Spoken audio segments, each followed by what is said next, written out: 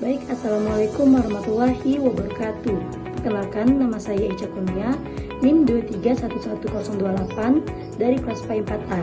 Nah, di sini saya ingin membuat video PPT saya tentang isu yang saya angkat ini adalah mengatasi kesulitan siswa SD dalam memahami akhlak dengan strategi cooperative learning pada pembelajaran pendidikan agama Islam. Baik, yang pertama itu adalah latar belakang. Nah, banyak sekali kan kita temui bahwa di hampir setiap sekolah itu anak-anaknya mengalami kesulitan memahami materi akhlak dalam pembelajaran PAI. Materi akhlak ini sebenarnya sering dianggap sebagai teori yang sulit diterapkan dalam kehidupan nyata. Metode pengajarannya pun hanya bersifat ceramah yang membuat siswa itu merasa cepat bosan dan tidak aktif. Dibutuhkan strategi pembelajaran yang melibatkan siswa itu secara aktif dan menyenangkan. Kemudian materi akhlak ini juga tidak cukup hanya dijelaskan, tetapi juga perlu dipraktikkan dan dipahami bersama-sama. Permasalahan yang dihadapi oleh siswa itu, yang pertama, siswa itu kurang dalam memahami materi akhlak seperti jujur, sabar, dan hormat. Terus yang kedua, metode pengajarannya pun metode ceramah yang kurang efektif dan membuat siswa itu mudah bosan. Ketiga, rendahnya keterlibatan siswa dalam proses pengajaran. Lanjut, pengertian cooperative learning.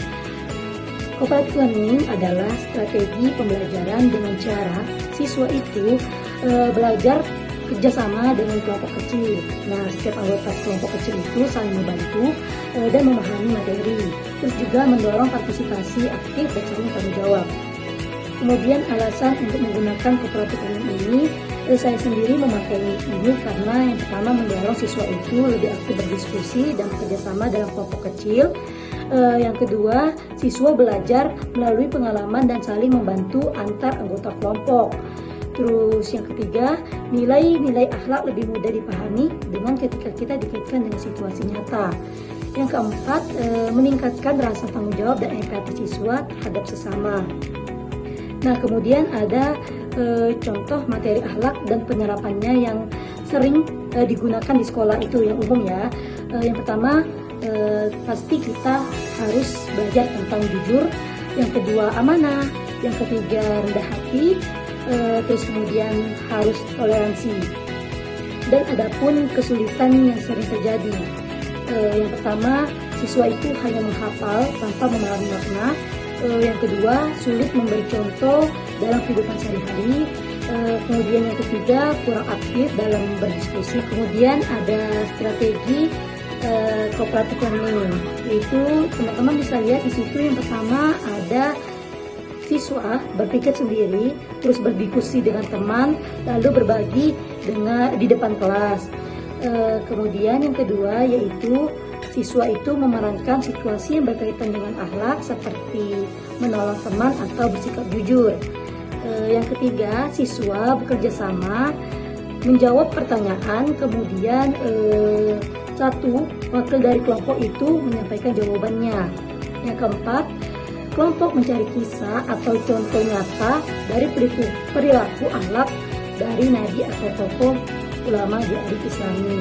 Oke, lanjut langkah-langkah penerapan cooperative learning di dalam kelas. Yaitu yang pertama, guru menyampaikan materi akhlak secara singkat dan jelas. Yang kedua, siswa itu dibagi menjadi kelompok kecil. Yang ketiga, kelompok itu diberikan tugas atau skenario yang harus didiskusikan per kelompok. Yang keempat, siswa berdiskusi dan menyusun pemahaman bersama. Yang kelima, kelompok mempresentasikan hasil diskusi tersebut. Yang keenam, guru memberikan penguatan dan penilaian dari masing-masing yang telah disebutkan oleh siswa. Dengan langkah-langkah ini, siswa akan belajar lebih aktif dan memahami materi dengan lebih baik. Hasil positif bagi siswa, yaitu yang pertama, siswa itu akan lebih memahami makna akhlak secara nyata. Yang kedua, suasana belajar menjadi lebih hidup dan menyenangkan. Terus yang ketiga, siswa belajar menghargai pendapat dan kerjasama. Yang keempat, siswa mendorong untuk menerapkan nilai akhlak di kehidupan sehari-hari. Terakhir yaitu kesimpulan.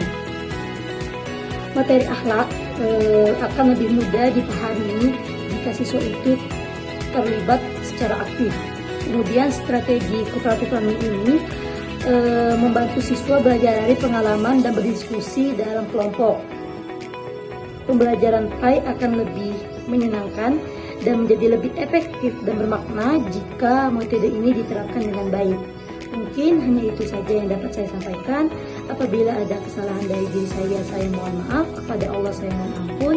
Saya akhiri. Wassalamualaikum warahmatullahi wabarakatuh.